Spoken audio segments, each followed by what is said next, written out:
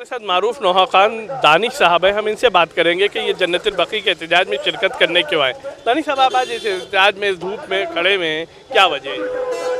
भाई हम लोग के लिए देखा जाए एक बहुत बड़ी क़यामत का दिन है। अगर भाई किसी के हम लोग के घर में वालिद या वालदा या किसी का इंतकाल हो जाए